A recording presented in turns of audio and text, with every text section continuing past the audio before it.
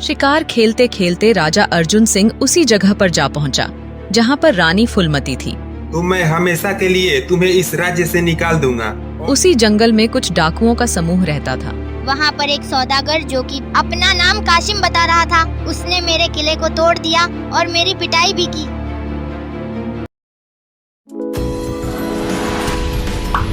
Presented by Classy Toons। Sitapur नाम के एक राज्य में राजा मानसिंह का राज हुआ करता था। मानसिंह बहुत ही घमंडी राजा था। अक्सर उसे छोटी छोटी बातों पर क्रोध आ जाता। उसकी इस आदत के कारण उसके राज दरबार के सभी लोग और मंत्री भी परेशान रहते थे। मानसिंह की बहुत सी रानियां थीं, जिनमें से एक थी रानी फूलमती। वह बहुत ही सुंदर थी।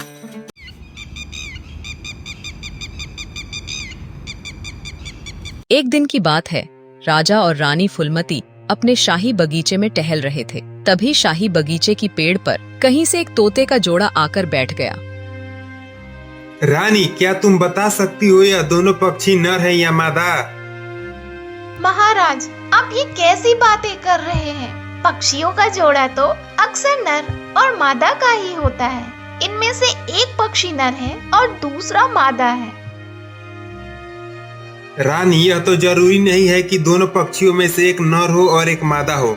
दोनों नर भी हो सकते हैं या दोनों मादा भी हो सकते हैं।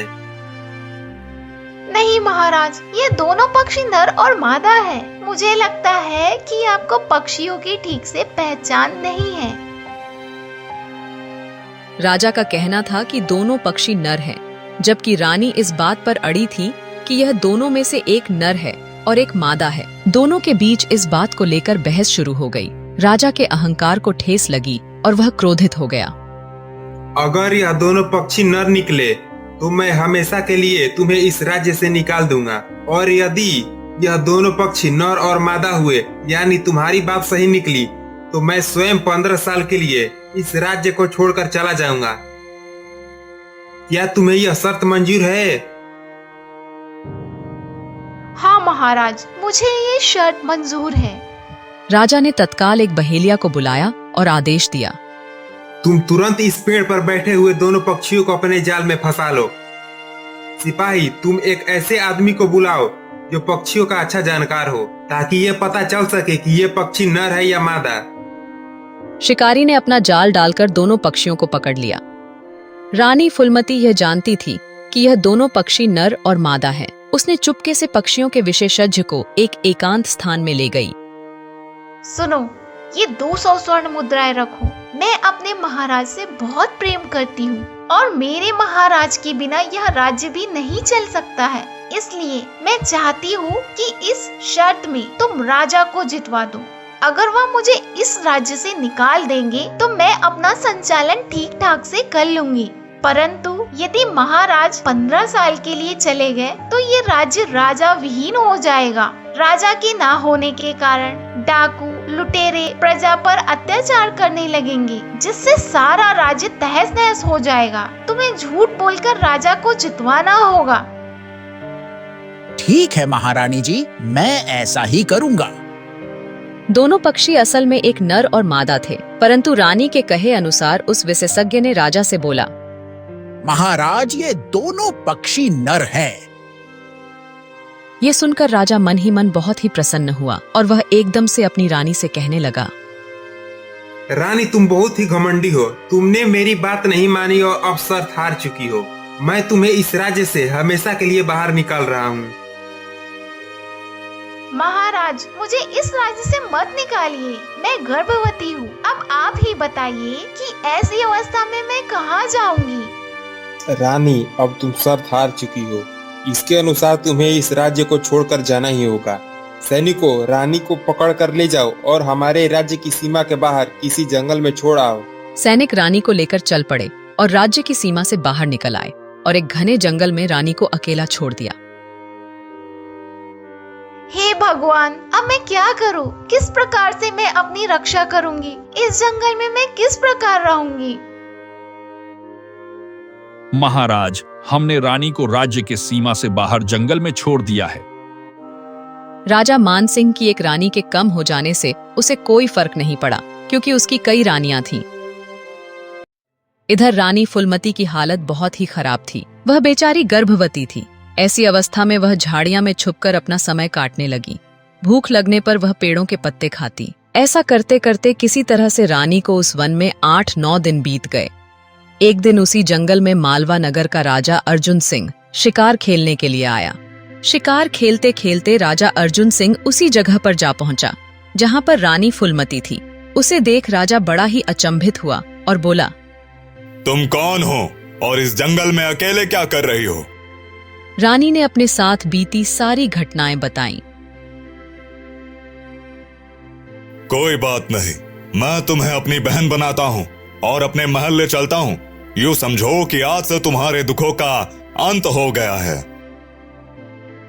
राजा पूरे सम्मान के साथ रानी फुलमती को अपने रथ पर बिठाकर अपने राज्य मालवा की तरफ चल दिया।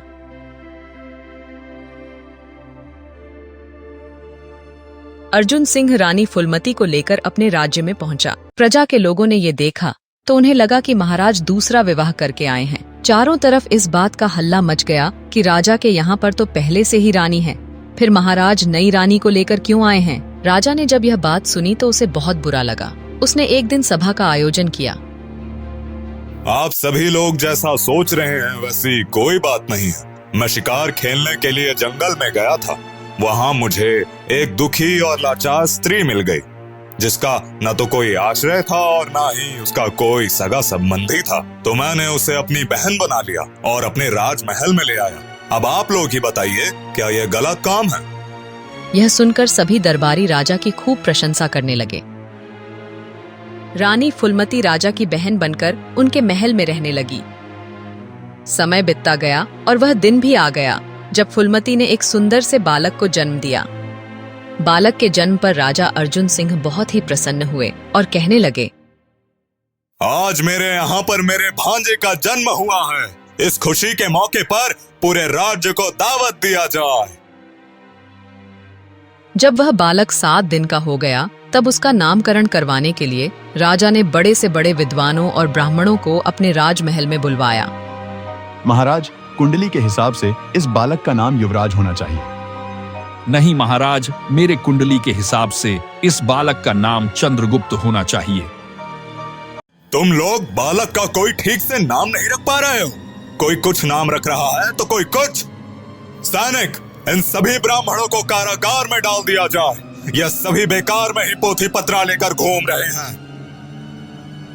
राजा के आदेश पर सभी ब्राह्मणों को कारागार में डाल दिया गया। जो कोई भी मेरे भांजे का सही नाम रखेगा, मैं उसे मुंह मांगा इनाम दूंगा।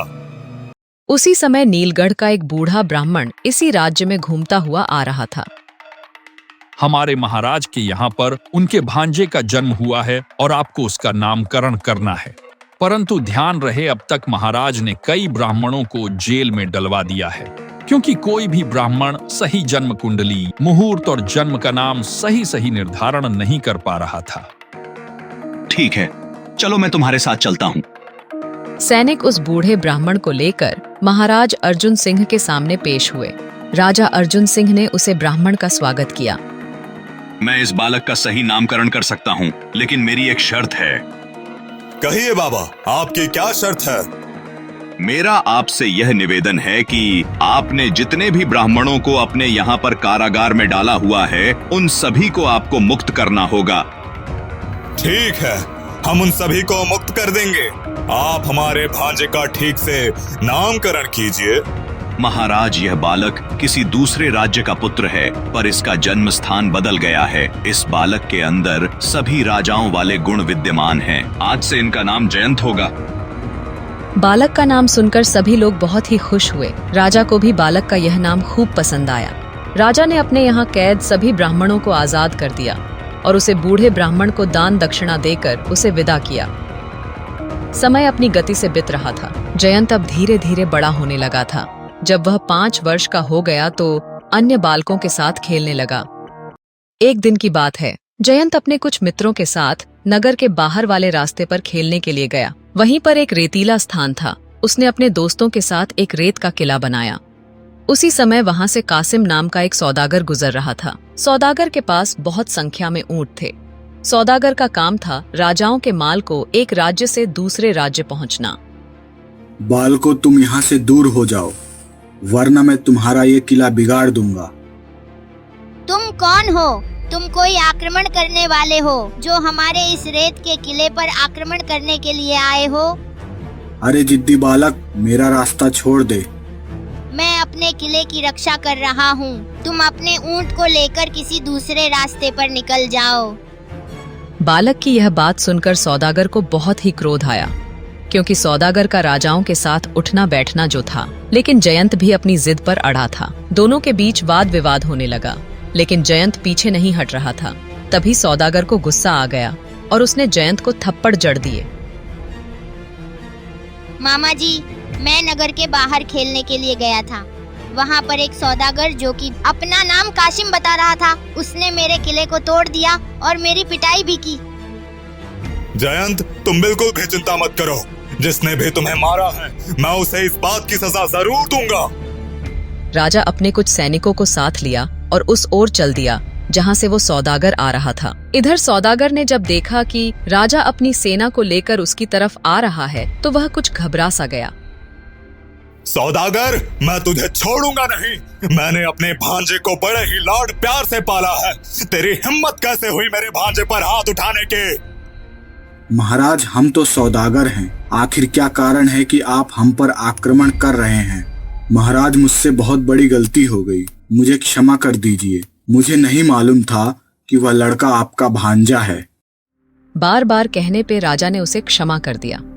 महाराज, मैं सीतापुर राज्य के राजा मान सिंह का माल लेकर जा रहा हूँ। मैं और हमारे ऊंट थक गए हैं। क्या आप कुछ दिन के लिए अपने महल में आश्रय देंगे? ठीक है, आप हमारे साथ हमारे महल में चलिए। कुछ दिनों के लिए सौदागर महल में ही ठहर गया। राजा ने सौदागर को अपने पूरे नगर की सैर करवाई। अब सौदागर और राजा मित्र बन चुके थे। महल में रहते हुए सौदागर को कई दिन बीत गए। एक दिन महल में घूमते घूमते सौदागर की नजर जयंत की माता यानी रानी फूलमती पर पड़ी। रानी फूलमती देखने में बहुत ही सुंदर थी। उसे देखकर सौदागर की नीयत खराब हो गई। यह स्त्री कौन है महाराज? ये हमारी बहन है, और जिस बालक को तुमने मारा था वह इसी का पुत्र है। रानी जी, मुझसे बड़ी भूल हो गई जो मैंने आपके बेटे पर हाथ उठाया। आप कृपया करके मुझे माफ कर दीजिए। अब जो हो चुका है उसे आप भूल जाइए। मेरे दिल में आपके लिए कोई कड़वाहट नहीं है। अगले दिन सौदागर एक नौलखा हार रानी फूलमती को उपहार के रूप में दिया और बोला, यह उपहार आप स्वीकार कीजिए, मुझे बड़ी ही खुशी होगी। रानी ने वह हार स्वीकार कर लिया। रानी को भी यही लगा कि सौदागर उसे अपनी बहन मानता है। महाराज, मैं देख रहा हूँ कि बहुत समय से रानी फूलमती महल के अंदर ही रहती हैं। वह कभी कहीं पर भी भ्रमण करने के लिए महल से बाहर नहीं निकलती हैं। यदि आपकी अनुमति हो तो मैं फूलमती और भांजे दोनों को कुछ समय के लिए अपने साथ अपने महल लेकर जाना चाहता हूँ, और इसी बहाने फूलमती का मन भी बहल जाएगा। थोड़े ही दिन के बाद मैं इन्हें वापस आपके राजमहल में छोड़ जाऊंगा। देखो सौदागर, इस बारे में मैं कुछ नहीं कह सकता। यह फैसला मेरी बहन को ही करना है। यदि फूलमती आपके साथ जाने के लिए तैयार हो तो मैं उसे रोकूंगा नहीं। सौदागर रानी फूलमती के पास गया और उसे अपने साथ अपने नगर जाने की बात कहने लगा।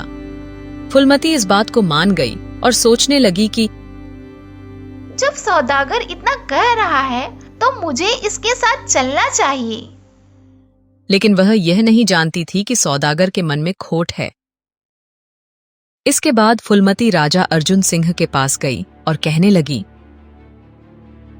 भैया, मुझे यहाँ पर रहते हुए काफी दिन हो गए हैं। यदि आपकी आज्ञा हो तो मैं भाई सौदागर के यहाँ पर कुछ दिनों के लिए चली जाऊं। राजा अर्जुन सिंह ने उसे सौदागर के साथ जाने की अनुमति दे दी। वह सोचने लगा, जब सौदागर से संबंध जुड़ गया है तो आना जाना तो लगा ही रहता है। राजा अर्जुन सिंह ने सौदागर पर विश्वास करके अपनी बहन फूलमती को उसके साथ भेज दिया।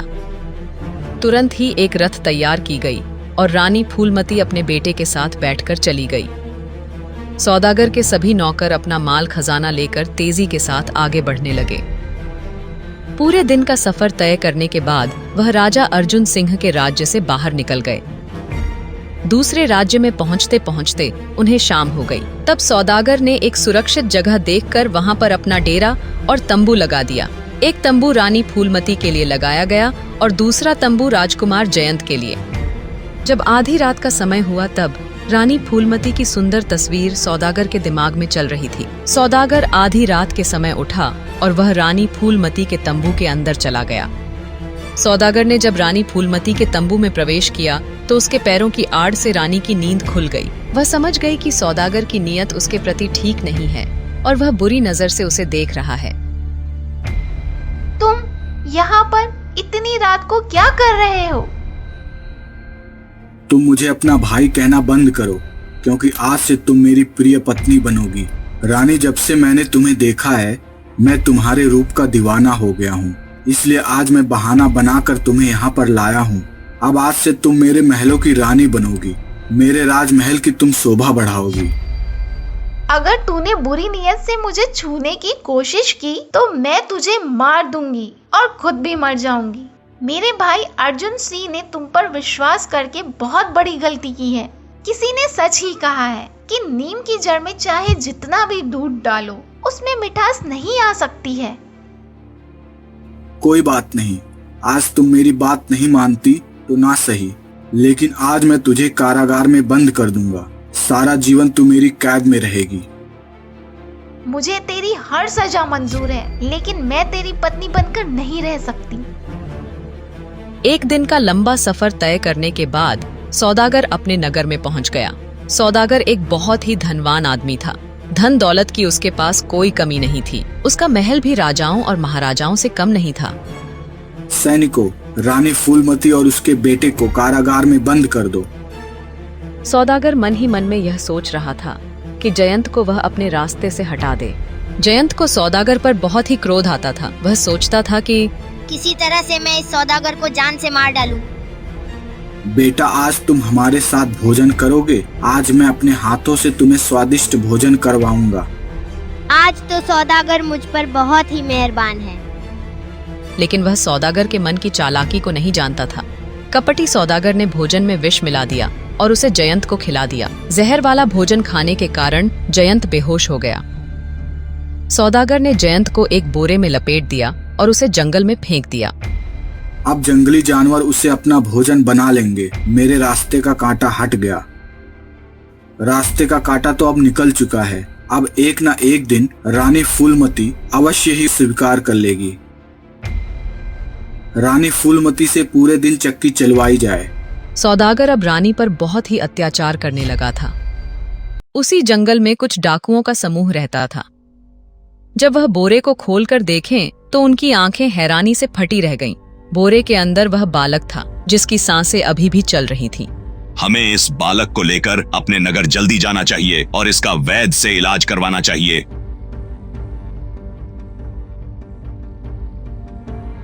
तीन दिन के बाद जयंत को होश आया। जयंत ने आंखें खोली। उसको होश में आता हुआ देखकर सभी डाकुओं ने चैन की सांस ली। उन सभी को अब जयंत से बहुत ही लगाव हो चुका था। जब जयंत पूरी तरह से स्वस्थ हो गया तब एक दिन डाकुओं के मुखिया ने पूछा, बालक, तुम कौन हो और तुम्हारी इतनी बुरी हालत कैसे हो गई थी? मैं राजा मानसिंह का भांजा हूँ। धोखेबाज सौदागर ने मेरी माँ को कैद कर लिया और मुझे इस जंगल में छोड़ दिया। बेटा, तुम बिल्कुल निश्चिंत रहो। मैं अपने साथियों के साथ मिलकर तुम्हारी माँ को उस दुष्ट सौदागर की कैद से अवश्य छुड़ा लूंगा। बस तुम मुझे उस सौदागर का नाम और पता बता दो। जयंत ने सौदागर का नाम पता डाकुओं के मुखिया को बता दिया और फिर मुखिया ने अपने साथियों को तैयार किया। वे जयंत को लेकर सौदागर के नगर की तरफ गए। दूसरी तरफ राजा मानसिंह के मन में यह विचार आया कि सौदागर कुछ दिनों का वादा करके मेरी बहन को ले गया था, परंतु आज 1 महीने से ज्यादा का समय हो गया है और वह लौट कर वापस नहीं आया। मुझे चलकर देखना चाहिए कि आखिरकार माजरा क्या है। और फिर राजा अर्जुन सिंह अपने घोड़े पर सवार हुए और सौदागर के नगर की तरफ चल दिए। दूसरी तरफ डाकुओं का दल जयंत को अपने साथ लिए हुए सौदागर की तरफ बरह रहा था। जब वे दोनों एक ही मार्ग पर आए तो उनका आमना सामना हुआ। महाराज अर्जुन सिंह ने जब अपने भांजे को डाकुओं के साथ देखा तो उन्हें लगा कि शायद वह जयंत का अपहरण कर रहे हैं। उन्होंने बिना सोचे समझे तलवार से डाकुओं के मुखिया पे हमला करने ही वाला था कि यह देखकर जयंत चिल्लाता हुआ राजा की तरफ भागा। उसने अपने मामा को पहचान लिया था। उनके पास जाकर वह कहने लगा, मामा जी, आप रुक जाइए। यह लोग तो हमारी जान बचाई हैं। इन्हीं की वजह से मैं आज जिंदा हूँ। इन पर आक्रमण मत कीजिए। मुझे तो उस दुष्ट सौदागर ने विष खिलाकर जंगल में फेंक दिया था। मेरी माँ को उसने अपने यहाँ पर कैद कर रखा है। मुझे क्षमा कर दीजिए दोस्त, मैं तो समझ रहा था कि कोई लुटेरा मेरे भांजे का अपहरण करके ले जा रहा है। नहीं महाराज, इसमें आपकी कोई गलती नहीं है। मैं तो आपके भांजे को साथ लेकर उसे दुष्ट सौदागर को सबक सिखाने के लिए जा रहा था। मैं उसको आज जिंदा नहीं छोड़ूंगा। वे सभी आपस में विचार विमर्श करने के बाद सौदागर से बदला लेने के लिए उसके नगर की तरफ चल दिए। इसी बीच राजा सूरजभान, जो फूलमती के पति थे, जिन्होंने फूलमती को राज्य से निकाल दिया था।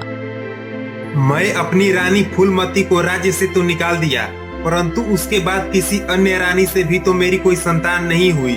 अब मुझे लगता है मेरा वंश खत्म हो जाएगा। काश ऐसा हो जाता कि मेरी रानी फूलमती वापस मिल जाती।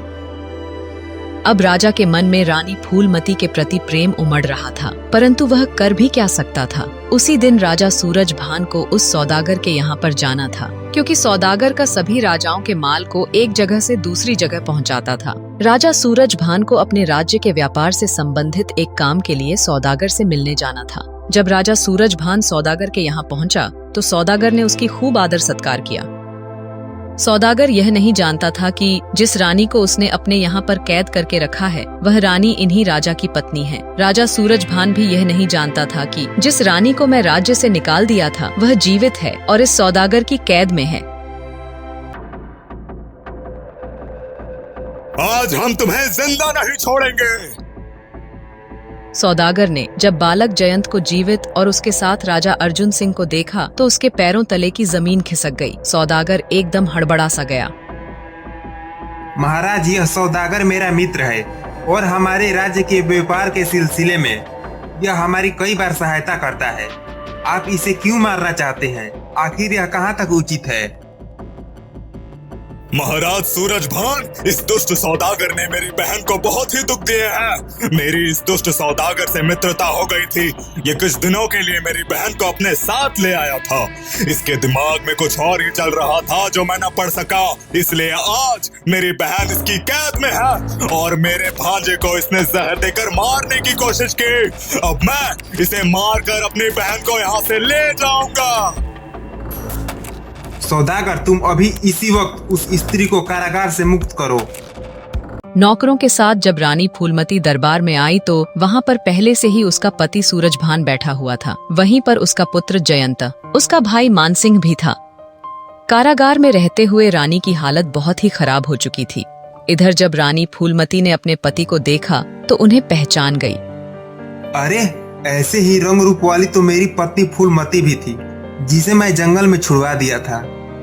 हे देवी, आप कौन हैं? आप बिल्कुल मेरी रानी फूलमती की तरह दिखती हैं। महाराज, आप इतनी जल्दी मुझे भूल जाएंगे? मुझे इस बात की बिल्कुल भी उम्मीद नहीं थी। याद करिए, जब हम दोनों के बीच एक पक्षियों के जोड़े को लेकर विवाद हो गया था। आपने जिन पक्षियों को नर बताया था, असल में वह एक नर और मादा ही थे, परंतु मैंने पक्षियों के विशेषज्ञ को 200 अशर्फिया देकर झूठ बुलवाया था ताकि आप राज्य छोड़कर ना जाएं, परंतु आपने मुझे जंगल में छुड़वा दिया था। तब मेरे भाई मानसिंह ने मुझे पूरे सम्मान के साथ अपने महल में ले गए, जहाँ पर मैं इतने दिनों से रह रही हूँ। तब मेरे कोख से एक बेटे ने जन्म लिया। याद कीजिए महाराज, मैं उस समय गर्भवती थी। राजा सूरजभान, जो पहले से ही अपनी पत्नी के साथ किए गए व्यवहार के लिए पछतावा कर रहे थे, जब उन्हें अपनी पत्नी पर सौदागर के द्वारा किए गए अत्याचारों के बारे में पता चला तो उनका खून खौलने लगा। महाराज, इसे मत मारिए, इसमें इसका कोई दोष नहीं है। वह तो मेरा समय ही खराब था जो मुझे इतने दुख झेलने पड़े। अपने प्रति ऐसा व्यवहार देखकर सौदागर रानी के पैरों में गिरकर बार बार अपनी गलती की क्षमा मांगने लगा और कहने लगा, महारानी, आपने आज मुझे बचा लिया। आप बहुत ही महान हो। महाराज, मैं आपका बहुत ही आभारी हूँ। आपने मेरे डूबते हुए परिवार को बचा लिया। रानी फूलमती, मैं आपसे भी क्षमा मांगता हूँ। कृपया मुझे क्षमा करिए। इस प्रकार वहाँ पर पूरे परिवार का मधुर मिलन हो जाता है। राजा सूरजभान सौदागर को माफ करने के बाद अपने पुत्र और पत्नी को लेकर अपने राज्य वापस लौट गए। राजा अर्जुन सिंह भी अब खुश थे क्योंकि उनकी बहन वापस अपने घर सुरक्षित और खुशी खुशी लौट रही है। ऐसी और भी रोमांचक कहानियाँ देखने के लिए क्लासी टून्स चैनल को अभी सब्सक्राइब करें और बेल आइकन को दबाना ना भूलें।